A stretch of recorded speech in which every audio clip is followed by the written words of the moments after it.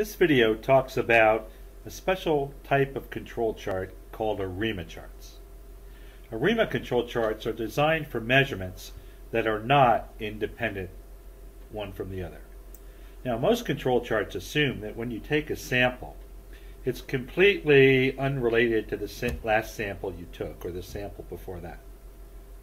Well, sometimes that's true, but if you're taking samples close together in time, particularly from some sort of continuous process, maybe a chemical stream where you're measuring the concentration, then it may well be that successive samples are not independent.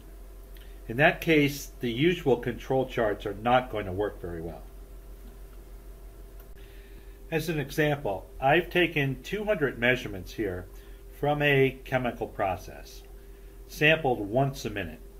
They went in once a minute, sampled the concentration, and plotted it on a run chart with the center line at the median. You can probably see that these 200 measurements are clearly not independent. Large values tend to follow large values, small values tend to follow small values. Now let's make just a typical control chart here. Let's go to SPC, control charts, basic variables charts, individuals. Put concentration and time in as the data. Do an initial study, take the default output, and here's what a typical X chart would look like. Violations all over the place. Lots of points beyond the 3 sigma limits, lots of runs, rules, violations, and so forth. What's causing the problem? Well, the problem is the control limits are too tight. We've underestimated the true variability of the process by assuming we had 200 independent observations when in fact we did not.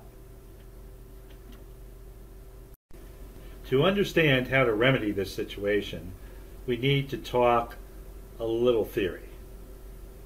The usual assumption when you do a standard control chart like an X chart is that the observation taken at time t, x sub t, can be represented as being equal to a mean mu plus a deviation from the mean, e sub t, where the e sub t's, the deviations around the mean at each time point, are distributed according to a normal distribution. We write this typically as NID 0 sigma, normally and independently distributed with a mean of 0 and a standard deviation of sigma. A fancy way of actually saying every time we take a measurement, it deviates randomly from its mean with a standard deviation equal to sigma. Now, if measurements, successive measurements, are correlated, that standard model doesn't work. A good alternative model that can represent correlated observations is something called the autoregressive model. Now, I've written here on the screen 2 models, a first order AR1 model and a second order autoregressive model, an AR2 model. If you look at the AR1 model, it says that the observation at time t, x sub t, can be represented as being equal to a mean plus some multiple phi1 of the deviation at time t minus 1 from the mean plus a random deviation. Basically, this says that what we see at time t is partially a multiple of how far we were away from the mean the previous time period. Now, the second order model, the AR2 model, says that what we see at time t actually depends upon how far we were away from the mean 1 time period back and also 2 time periods back. Now, these 2 models are representative of what we call first order systems and second order systems. A first order system is a system which, if left alone, will come nicely back to its mean in a sort of an exponential fashion. That's how we might get an AR1 model. An AR2 model represents a second order system. That's a system that when shocked, for example, like you pull down on a spring, will come back to its equilibrium level, but actually overshoot the equilibrium level for a little bit, and then eventually oscillate back into its equilibrium condition mu. So there are good reasons to think that these types of models could be appropriate for lots of systems that we might observe.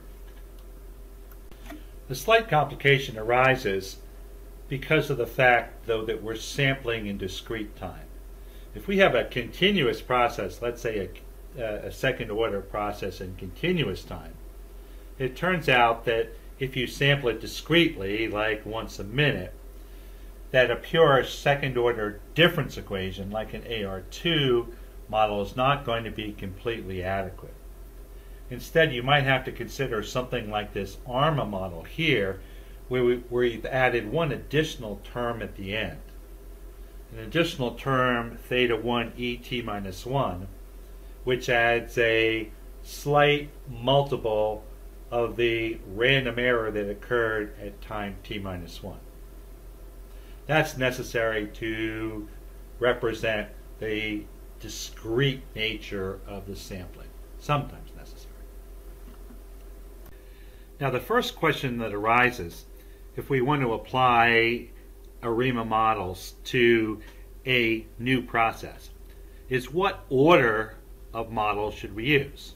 AR1, AR2, ARIMA 2.1, what? Well, it turns out that we can use the automatic forecasting procedure in Statgraphics to quickly tell us what a good model for this particular data set would be. I'm going to go to the top menu to Forecast and select Automatic Model Selection.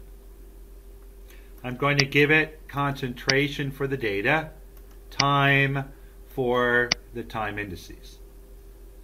Now I'm also going to go down where it says number of forecasts and place 60.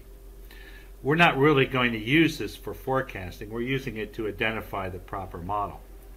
However, it's interesting to see what the forecast function would be if we actually tried to forecast ahead into the future what would happen to concentration.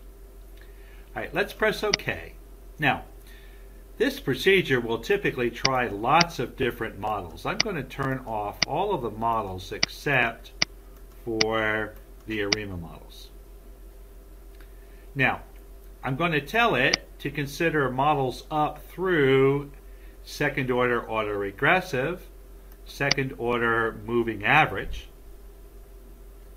I'm not going to actually ask it to consider any differencing models. The I in ARIMA corresponds to what we call an option to do differencing. The fact that sometimes you might have to difference data before you apply the ARIMA model. Now, the ARIMA model. Now, that would imply, unfortunately, that the process was non-stationary, that didn't have any fixed mean. If our process was like that, we'd have to do some active control. A passive control chart's not going to work at all for those processes. So I don't want to even consider models with differencing. You also see a checkbox. You can actually ask to fix the moving average term equal to the autoregressive term minus 1. That again would have to do with discretely sampling a continuous process. Now, I'm not going to worry about that. I'm just going to press OK. And as far as the default tables and graphs are concerned, I'll press OK again. And now if I double click in the upper right, I can see that the process, the automatic forecasting procedure, has selected an ARIMA 2.0.0 model. That's equivalent to the AR2. There is a second order autoregressive term, and that's it. Out of curiosity, at the end, you could see what the forecasts would be about what the process would do into the future. Now, you can't forecast the random shocks. All you can do is forecast essentially what would happen if we stopped shocking the process. In this case, you can see it is definitely second order. It comes from a low value at around 320 back toward its mean, actually overshoots the mean a little bit, and then eventually oscillates into the mean. That's more for curiosity purposes than anything else here. We're not going to actually try to forecast the future, although we could. All right, now, having decided that an AR2 model is appropriate for the data, I'm going to go up to the SPC menu to Control Charts, Special Purpose Control Charts. That's where you'll find the ARIMA charts, actually a chart for data that comes in groups, maybe 5 observations at a time, or individuals data like I have here once every minute. So let's pick the ARIMA individuals chart. I'll start by giving it concentration and time as the data.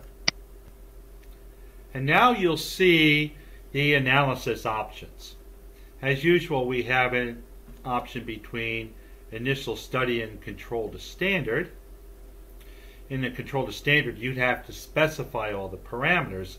In the initial study case, it's actually going to take whatever ARIMA model you tell it to use and fit it to the data before it determines the control limits.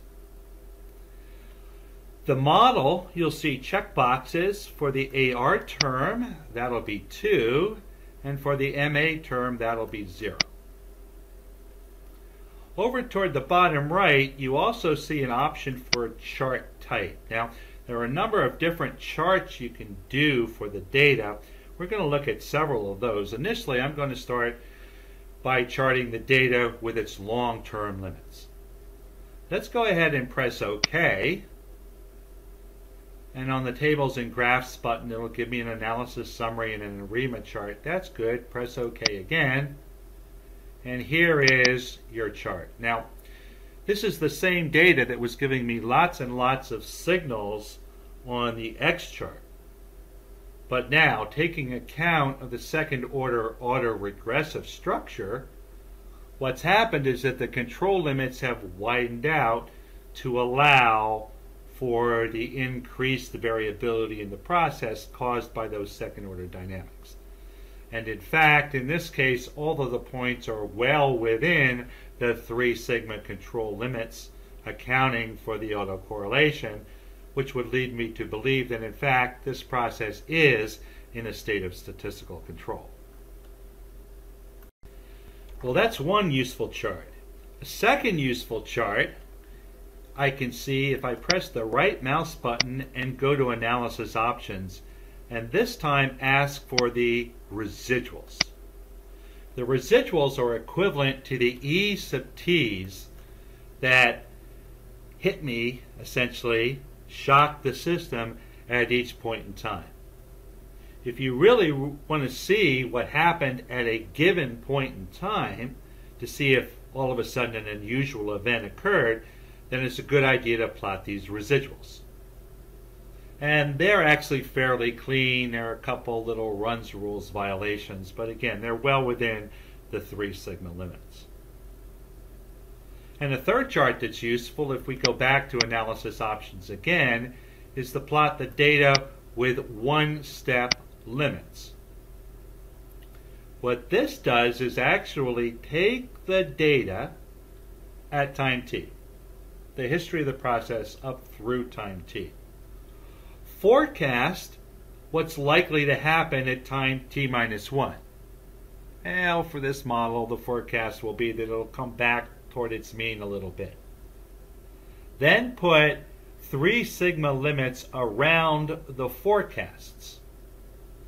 The nice thing about that is it then lets you see whether what happened the next time period is within the range that I would have expected given the history of the process, or whether all of a sudden something unusual happened. This is another nice place to use our pan and zoom facility to allow us to zoom in a little bit, maybe in both directions, so that I can then pan and zoom to see a little bit better what's happening. you'll notice that at each point in time there'll be a forecast, there'll be plus or minus 3 sigma limits, and they will change from time period to time period. In this case, the points are all within their own 3 sigma limits. I'll get the same result as I got on that previous residual chart, but it's just another way of viewing the actual data.